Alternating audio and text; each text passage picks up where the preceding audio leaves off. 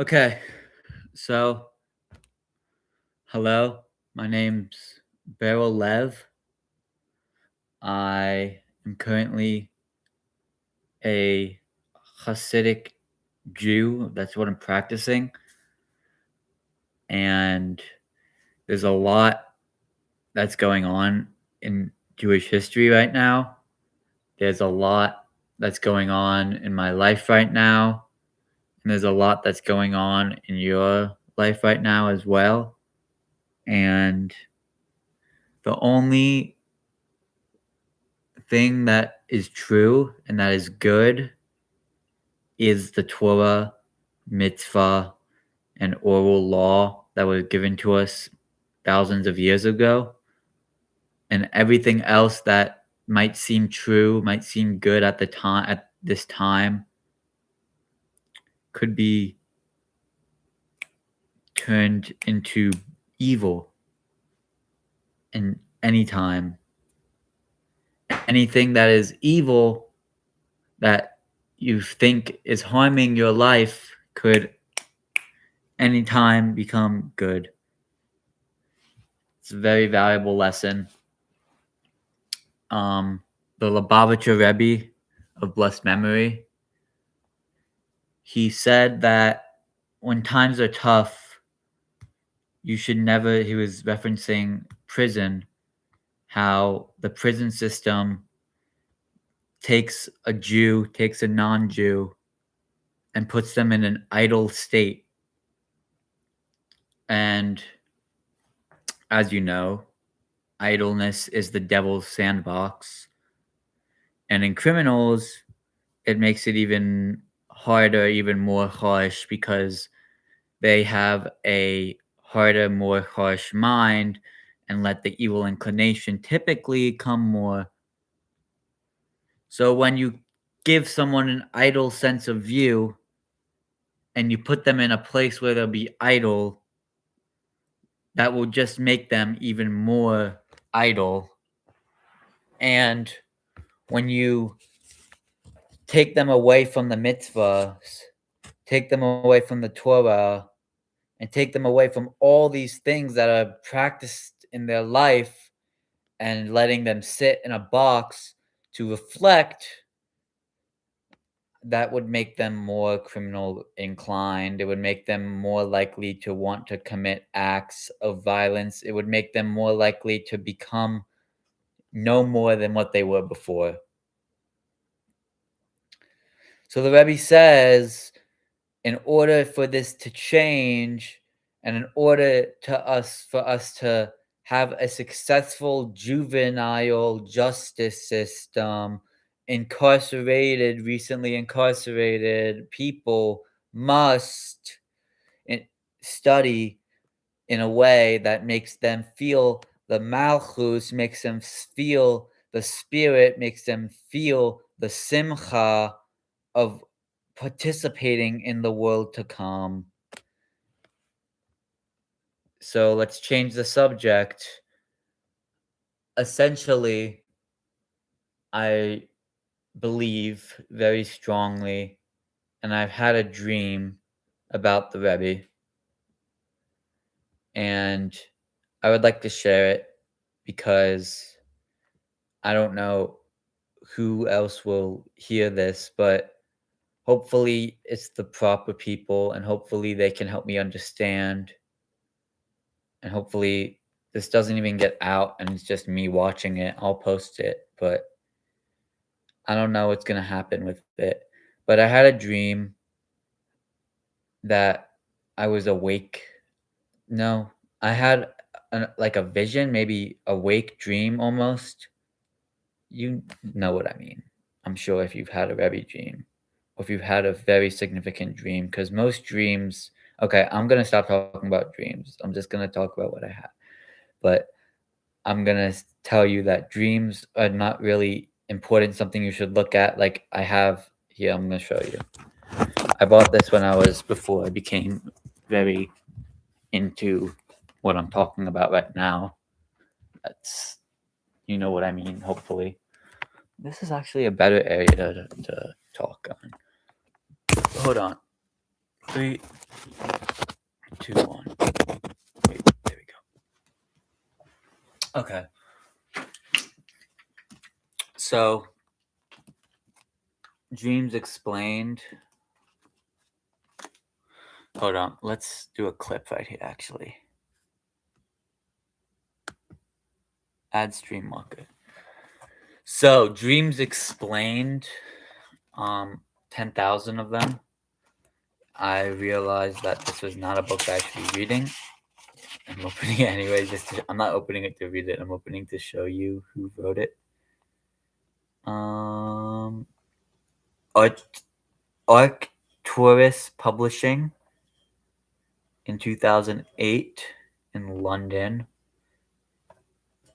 And yeah, don't read. Touch the floor. Don't read. So yeah, basically the Rebbe dream. I had a dream, but I wasn't actually asleep. I was kind of like in the first stage of sleep, just like, but like anything could wake me up. Speaking of that, happened to me. Stopped at a red light.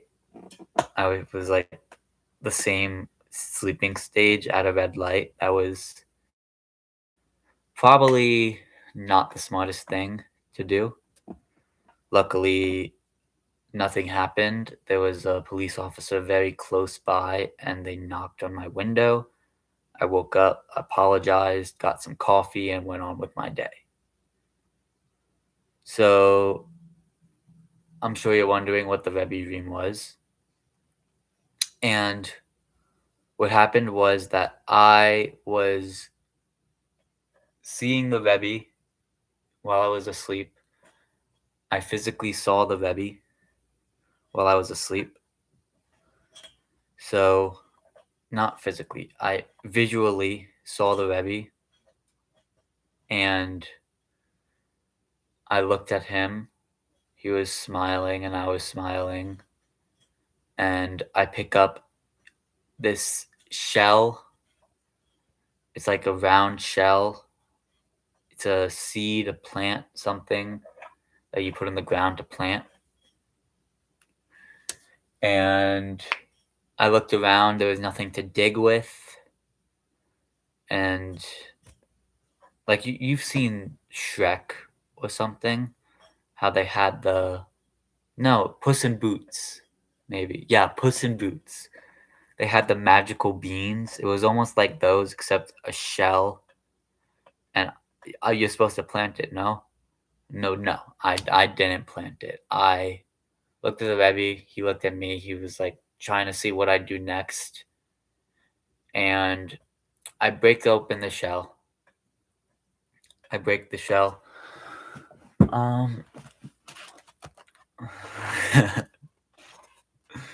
Hold up. I break the shell. And I believe with my heart that it is a walnut. See nut. What? Okay. I'll see nut. A, B, C, D, F, G, J, K, L, M, N. Miser. Naughty. Nazi. I just want to know what happens if you see a Nazi in your dream.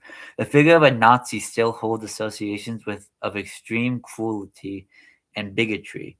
While the belief system was the wish for a pure race, such intense fantasism is misplaced. It will have the significance in dreams. Emotionally, seeing a Nazi, such a figure will represent repression of one's emotions and often rigid self-control. If one sees a Nazi in your dreams, if the circumstances in waking life under which we feel oppressed, the figure in Nazi uniform, whether male or female, will often appear. Interesting.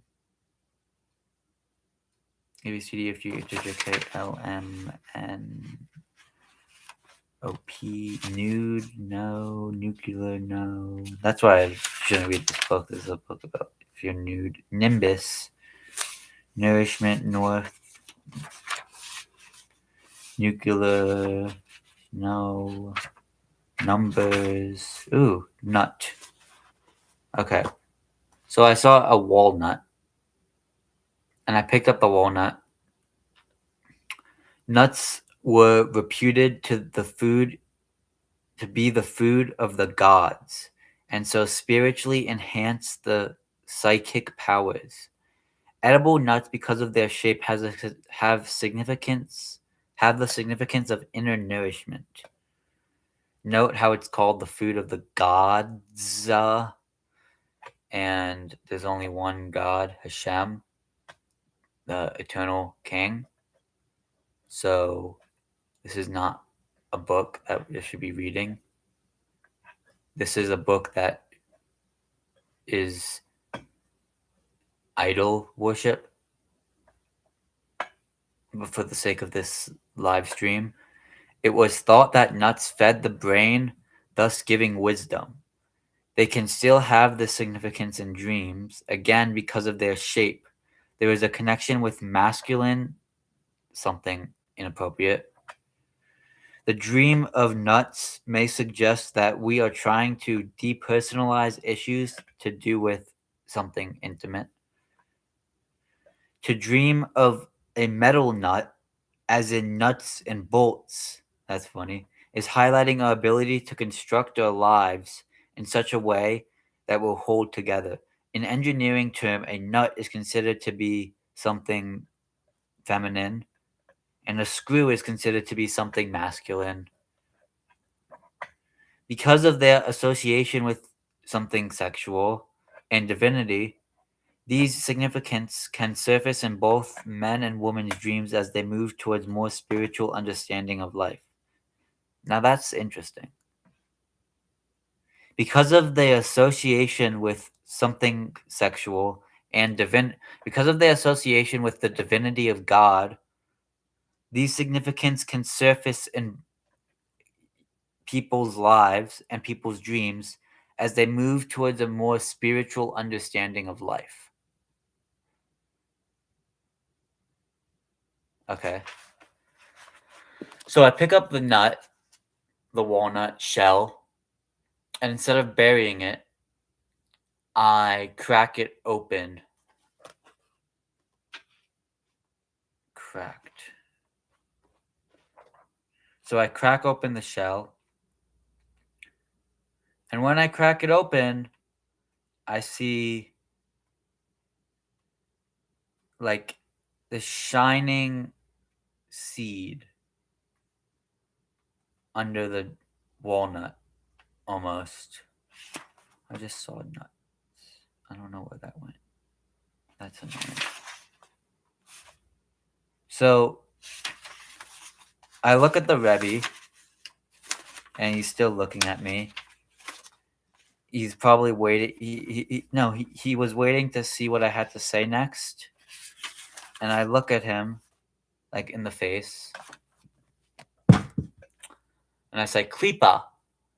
You know what klipa is? It's like there's an outer shell within the inner shell. So yeah, it's a pun. It's a pun.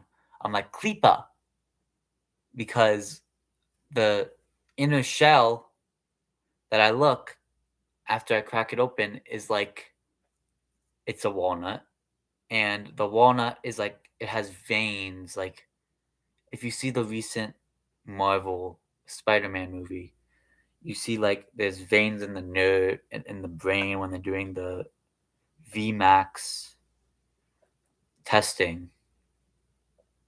I'm not gonna spoil the movie. It's really good. It's a really good movie, Spider-Man.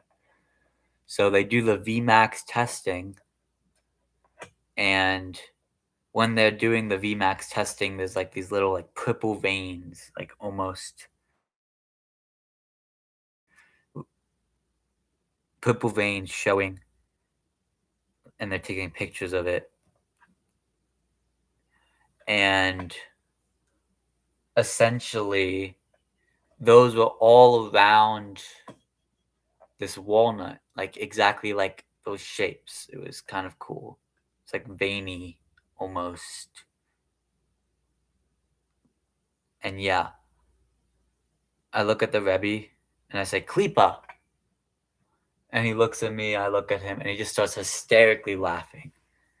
It's an amazing feeling that the Rebbe was laughing because of my joke. And that's the Rebbe dream. And like I said, this talk is about noting the times that times are tough.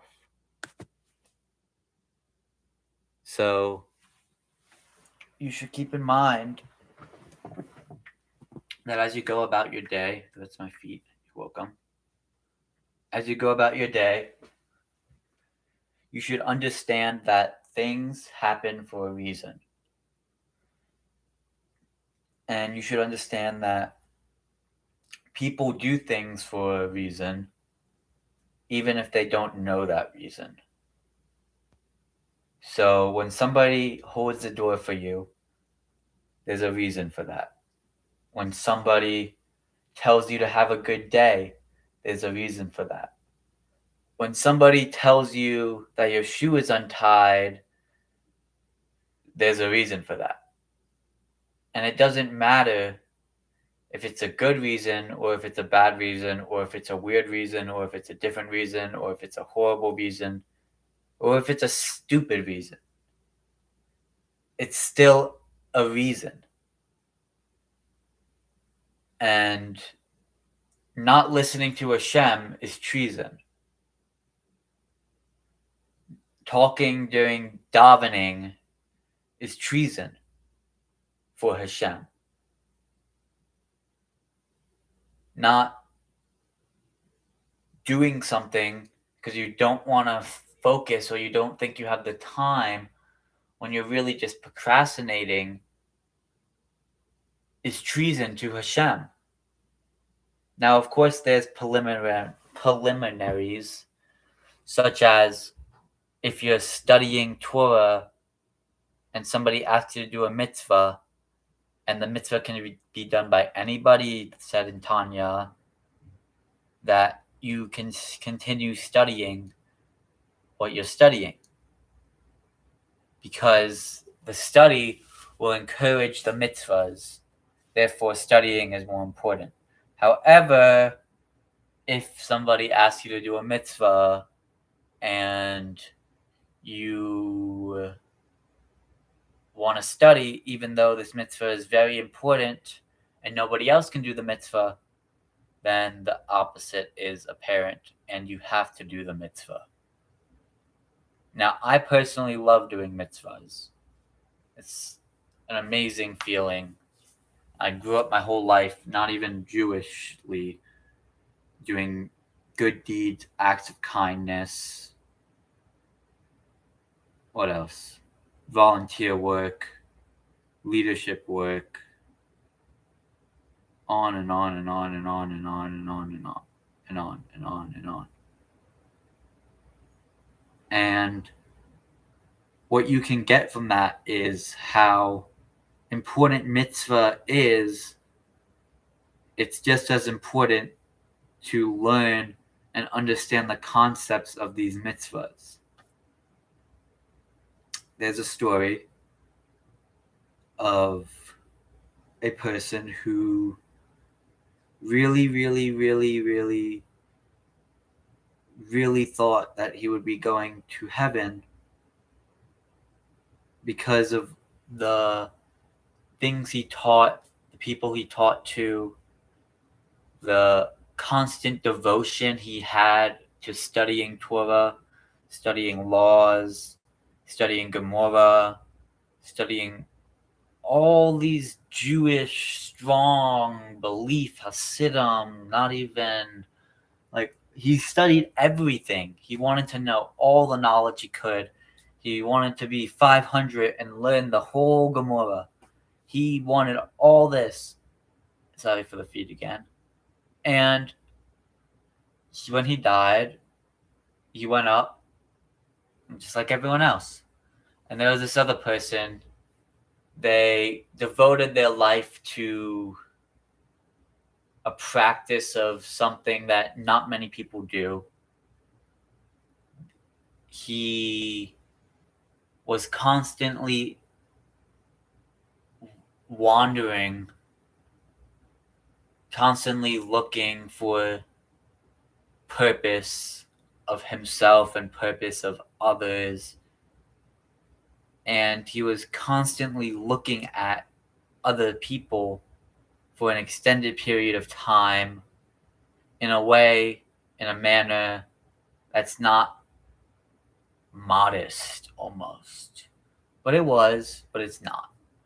Like, he was looking at women, he was looking at men, he was looking at things that he shouldn't be looking at. He was searching people's souls, searching people's neshamas. But most importantly, he was looking at women. And when he died, he went up. And when he went up, he was sent straight to heaven. Hashem was so happy with him because of his purpose that he chose. He helped people through the hardships. He helped people through... Yeah, I'm talking about the second person. While the first person, he was sent straight to purgatory. He had to serve his sentence, and he would have maybe go up to heaven. Maybe not. It was all in the air. I mean, Hashem knew, but he didn't want to tell the guy. So the reason why is because this first guy, well, he had so much knowledge, so much influence to... He was influenced in the sense that he was able to teach these powerful people. He was always boring these people. They never wanted to listen to him. They always wanted to go to sleep. They wanted to ignore him, push him aside. And these people lost their way. They didn't want to be as Jewish as they used to because of how boring this guy was. And the other person, he was a matchmaker.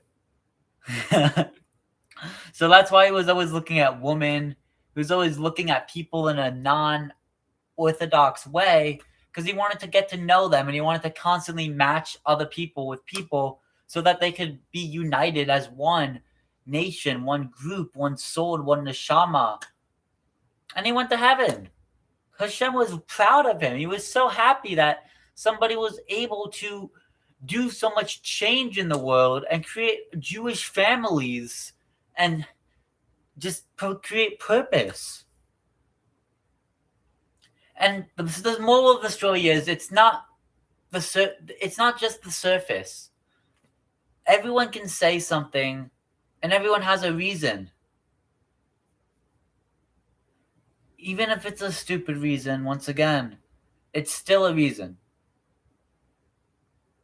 So if you feel like you have something to accomplish, and if you feel a reason to do it, and if you have a purpose, which everybody has a purpose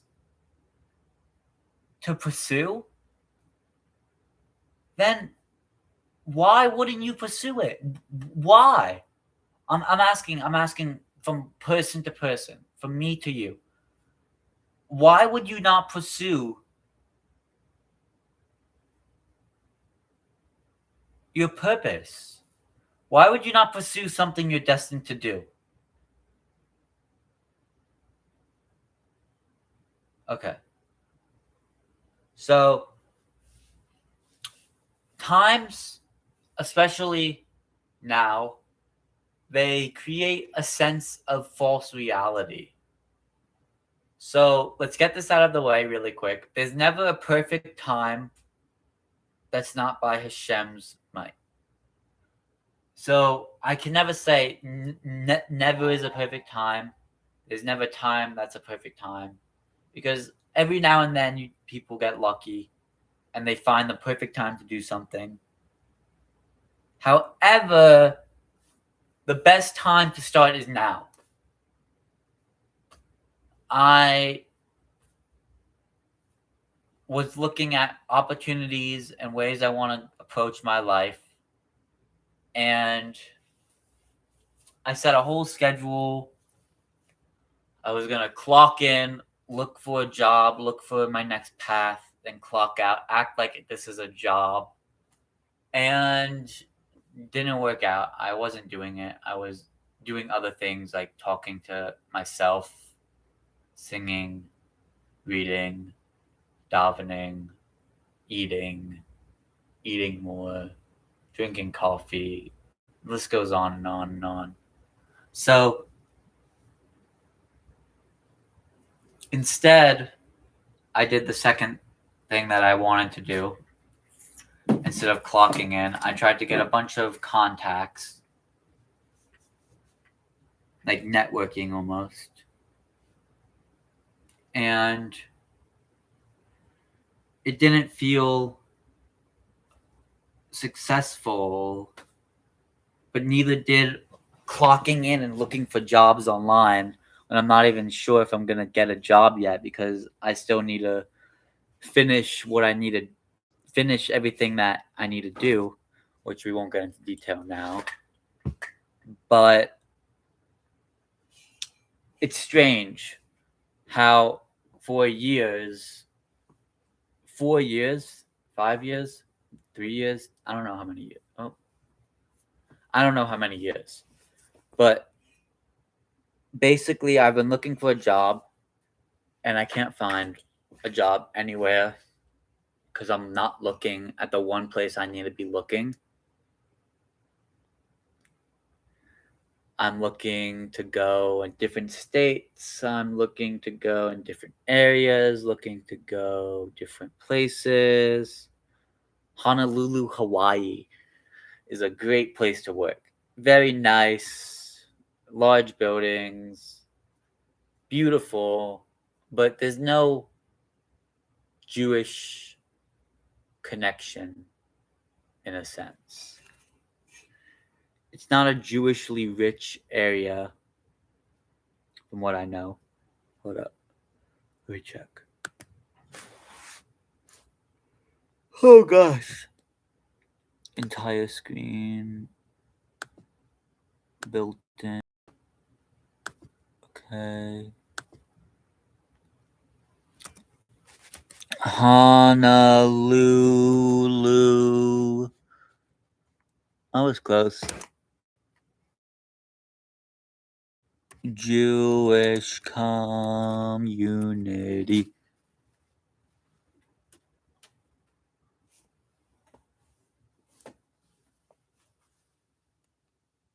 They have a Chabad of Hawaii.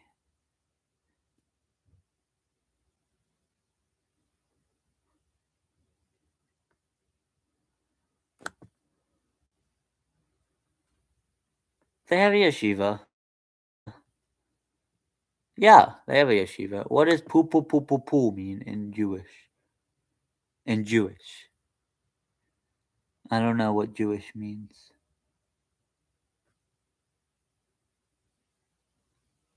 Cool.